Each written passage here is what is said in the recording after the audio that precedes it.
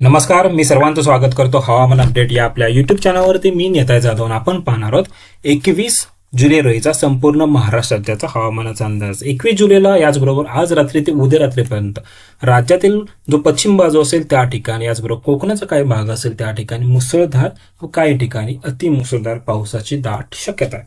सर्वप्रथम सिस्टम प्रणाली वाऱ्याच्या दिशानुसार जर पाहिलं तर पाकिस्तानचा जो दक्षिण भाग असेल या ठिकाणी वाऱ्याचं सर्क्युलेशन पाहायला मिळतंय.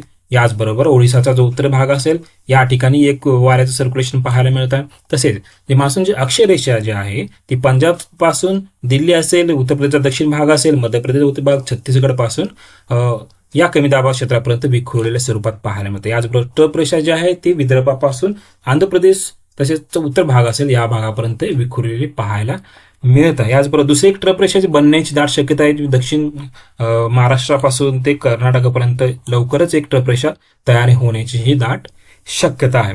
याचबरोबर सध्याचे लेटेस्ट सॅटेलाइट इमेजनुसार जर पाहिलं ना, आज रात्री पावसाचा अंदाज जर पाहिला तर मुंबई शहराचा उत्तर भाग असेल, याचबरोबर डहाणू, पालघर, तलसारी, ठाणे शहर असेल, मुसळधार ते अतिमुसळधार पाऊस पाहायला मिळण्याची दाट शक्यता आहे.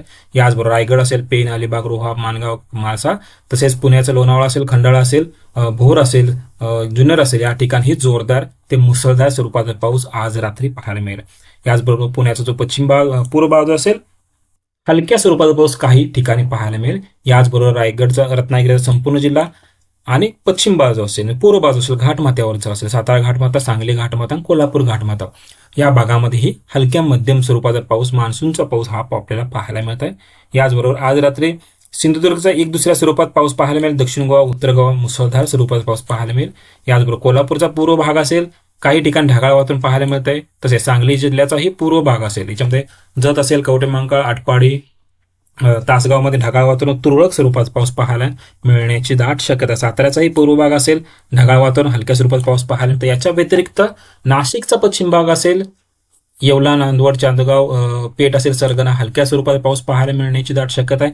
तसेच धुळे असेल, नंदुरबार असेल, जळगाव असेल, पावसाची शक्यता फार कमी आहे. मात्र जो पाऊस पाहायला मिळतो तुरळक स्वरूपाचा पाऊस पाहायला मिळेल. याच्या व्यतिरिक्त अहिल्यानगरचा पश्चिम भाग असेल, या ठिकाणी हलक्या स्वरूपाचा पाऊस पाहायला मिळेल. एक दुसऱ्या स्वरूपात जोरदार स्वरूपाचा पाऊस पाहायला मिळण्याची शक्यता. याच्या व्यतिरिक्त अहिल्यानगर पश्चिम असेल, सोलापूर, धाराशिव, लातूर, नांदेड, हिंगोली, परभणी, बीड असेल, छत्रसंभाजीनगर, जालना या भागामध्ये पाऊस हा शक्यता फार कमी आहे. मात्र तुरळक स्वरूपाचं पाऊस पाहायला मिळतो, कारण की त्या ठिकाणी ढगाळ वातावरण आपल्याला पाहायला मिळतं.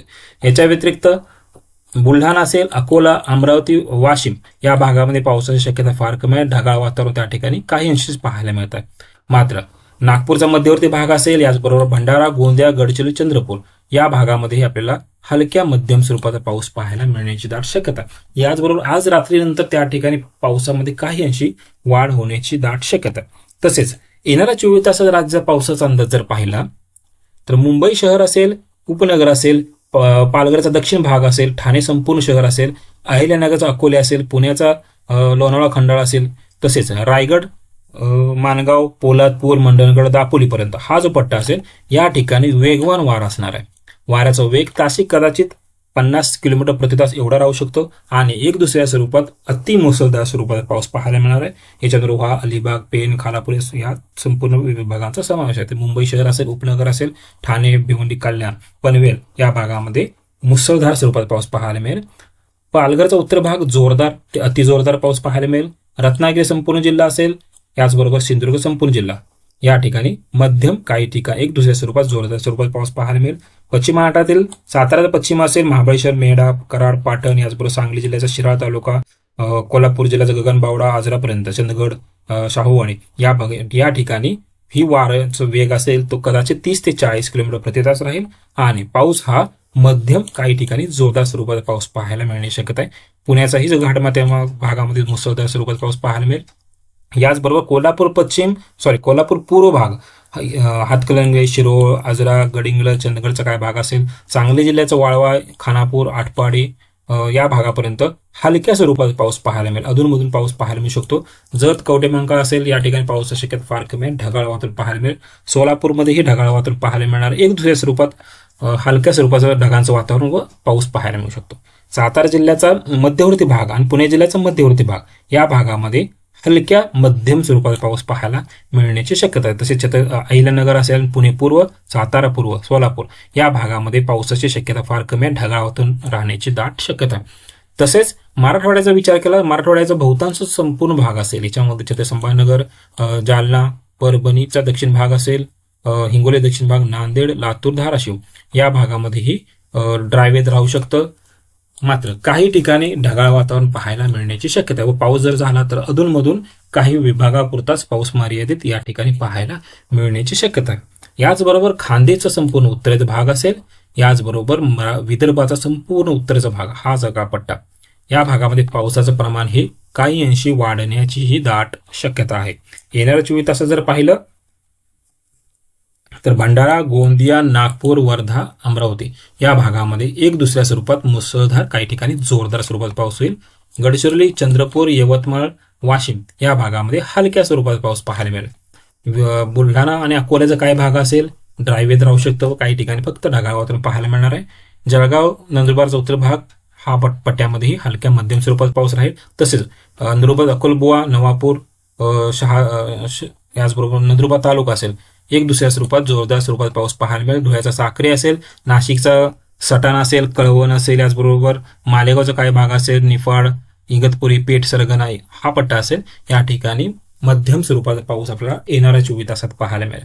याचबरोबर हवामानाच्या अंदाजानुसार जर पाहिलं, त्यांच्या इशाऱ्यानुसार जर पाहिलं तर येणाऱ्या 24 तासासाठी IMDने मुंबई शहर असेल, मुंबई तालुका, मुंबई जिल्हा असेल, याचबरोबर रायगड, पुणे पश्चिम आणि ठाणे या ठिकाणी ऑरेंज अलर्ट जारी करण्यात आला. या ठिकाणी अतिमुसळधार पावसाचे संकेत IMD खात्याने दिलेले आहेत. याच्या व्यतिरिक्त पालघर असेल, नाशिक पश्चिम असेल, सातारा पश्चिम आणि रत्नागिरी या ठिकाणी जोरदार स्वरूपाचा पावसाचा अंदाज IMD खात्याने व्यक्त केला. तसेच नाशिक पूर्व, नंदुरबार, धुळे, जळगाव, संभाजीनगर, जालना, हिंगोली आणि नांदेड या ठिकाणी कोणताही अलर्ट नाही. मात्र एक दुसऱ्या स्वरूपात लाइटनिंग, थंडरस्टॉर्मच्या ऍक्टिव्हिटी होऊ शकतात व हलक्या पावसाची दाट शक्यता IMD खात्याने व्यक्त केली. याच्या व्यतिरिक्त जे काय बाकी राहिलेले जिल्हे आहेत या ठिकाणी कोणताही अलर्ट हवामान खात्याने दिलेला नाही. मात्र ढगाळ वातावरण, तुरळक स्वरूपात पाऊस या ठिकाणी आपल्याला सातत्याने पाहायला मिळण्याची ही दाट शक्यता IMD खात्याने व्यक्त केली आहे. तर हे होतं येणाऱ्या 24 तासात राज्याचं हवामान अपडेट.